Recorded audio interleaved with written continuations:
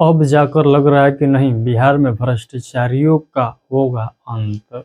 जी हाँ, आप लोग बिल्कुल सही सुन रहे हैं। आप लोग देखे होंगे कि ब्लॉक स्तर पर इतना ज़्यादा भ्रष्टाचार बढ़ गया था कि पूछने लायक नहीं था।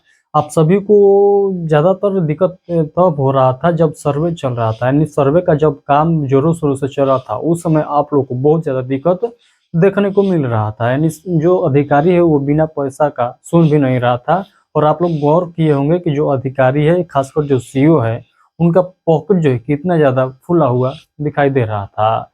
तो अब जो है इन सभी को देखते हुए जो है इनका अंत होने का जो है समय आ चुका है। तो आज की इस वीडियो में हम लोग बात करने वाले हैं कि आखिर जो है ये खबर कहाँ से निकल कर आ रही है, जिसमें ये बतलाया गया है कि जितने भी भ्रष्टाचारी अधिकारी हैं उनका अब अंत होने जा रहा है। तो आप लोग आज की ये वीडियो को पूरा एंड तक जरूर देखिएगा। आज की ये वीडियो आप लोग के लिए ज़्यादा महत्वपूर्ण रहने वाला है। आज के वीडियो में हम लोग ये तो पॉइंट देखेंगे, यानी जो भ्रष्टाचारी अधिकारी है उन पर क्या कार्रवाई हुआ है उसको भी समझेंगे, और उसके साथ साथ सर्वे का क्या स्थिति है उसको भी जानेंगे, और सर्वे किस प्रकार से कराना है उस पर भी हम लोग थोड़ा बहुत बात कर लेंगे। तो आज का ये सेशन कुल मिलाकर बहुत ज़्यादा महत्वपूर्ण रहने वाला है। तो बिना स्किप किए हुए इस वीडियो को पूरे एंड तक जरूर देखिएगा। तो चलिए हम लोग इस सेशन को स्टार्ट करते हैं और पूरा बेहतरीन तरीके से समझते हैं कि आखिर जो है अधिकारी किस प्रकार से काम कर रहा था और उन पर क्या लगाम लगाया गया है, और कितना जो है सर्वे अभी तक कंप्लीट हुआ है, और इसके आगे का प्रोसेस जो है क्या चल रहा है। तो चलिए हम लोग एक एक पॉइंट को जो है पूरा गौर से समझने का प्रयास करते हैं।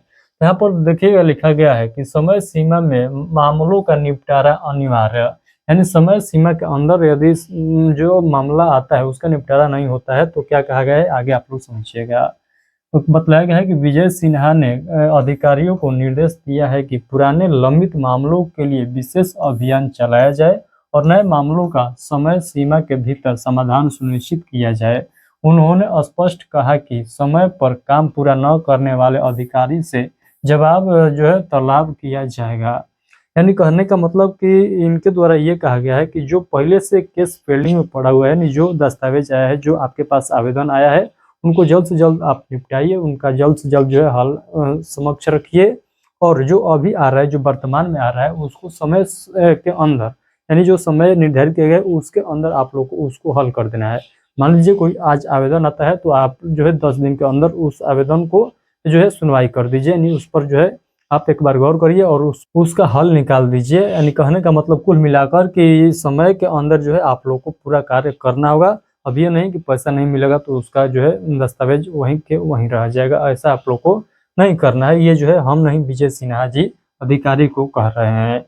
नहीं करेगा अधिकारी तो जवाब तलब के लिए जो है तैयार रहना है, ये बात भी यहाँ पर बताया गया है। तो आई होप कि ये पॉइंट आप लोग को समझ में आया होगा।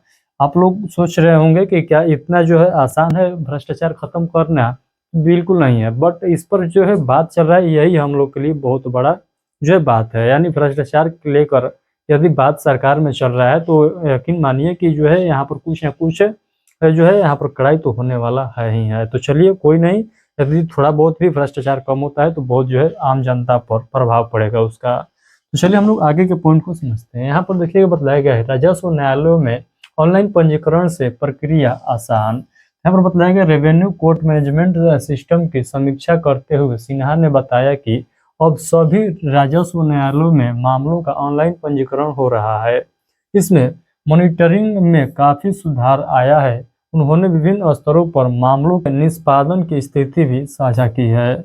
यहाँ पर देखिए बताया गया है कि अंचलाधिकारी न्यायालय 5388 में से 3705 मामलों का निपटारा हो चुका है। जबकि दूसरा पॉइंट में लिखा गया है DCLR न्यायालय में देखिएगा 3,43,588 आवेदन में से 1,82,854 मामलों का निष्पादन हो चुका है।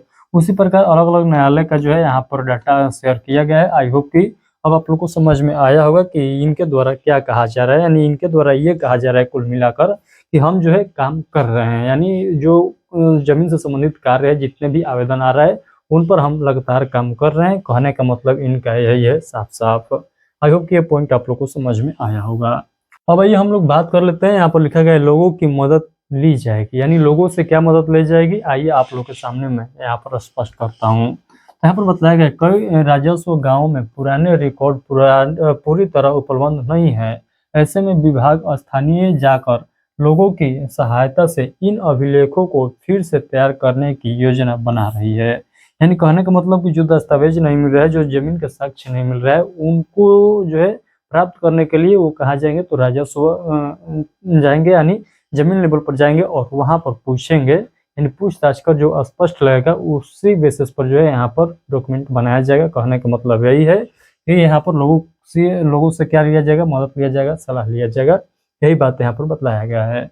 सहयोग करने वाले लोगों को भी जो है सम्मानित किया जाएगा। उप मुख्यमंत्री ने निर्देश दिया कि राजस्व कर्मचारियों की भागीदारी सुनिश्चित की जाए और उनके लिए जो प्रोत्साहन पुरस्कार भी तय की जाए। यानी जो लोग इसमें सहायता करेंगे, यानी इस भूमि को, मान लीजिए कोई भूमि है, यदि उसका साक्ष्य नहीं है, उसके बारे में जो लोग सहमति से यानी स्पष्ट तरीके से बतलाएंगे, सही से बतलाएंगे, तो उनको जो है कुछ इनाम के तौर पर पुरस्कार भी दिया जाएगा। तो होप कि कुल मिलाकर आप लोग को ये भी पॉइंट समझ में आ गया है कि क्या जो है आप लोगों से मदद ली जाएगी। उसके बाद हम लोग आगे के पॉइंट को समझ लेते हैं। यहाँ पर देखिएगा बताया गया है, गुम दस्तावेज देने वालों को सम्मान दिया जाएगा, जो कि हम ऑलरेडी आप लोग को बतला दिया हूँ। वही बात बतलाया जा रहा है कुल मिलाकर कि यदि आप जो है सहायता करते हैं सरकार को, खासकर दस्तावेज वाले मामले में जो जमीन से संबंधित है, तो उसमें आप लोग को कुछ पुरस्कार भी दिया जाएगा। यही बात यहाँ पर बतलाया गया है। यहाँ पर देखिएगा बताया गया है कि उप मुख्यमंत्री और राजस्व भूमि सुधार मंत्री विजय कुमार सिन्हा ने शुक्रवार को लगातार चौथे दिन के विभागीय कामकाज की समीक्षा की। इस बैठक में प्रधान सचिव CK अनिल सहित सभी वरिष्ठ अधिकारी मौजूद रहे। सिन्हा ने बताया कि राजस्व एवं भूमि अभिलेखों के डिजिटलीकरण का काम तेजी से आगे बढ़ रहा है। यहाँ पर यह बताया गया है कि जो जमीन संबंधी कार्य है उसको जो है डिजिटलीकरण जो है किया जा रहा है और उसका कार्य जो है प्रगति पर है, यानी बहुत तेजी से चल रहा है। उसके बाद बताया गया है कि विभागीय पोर्टल पर अब तक लगभग 28 करोड़ पन्नों का डिजिटल रिकॉर्ड उपलब्ध कर दिया गया है।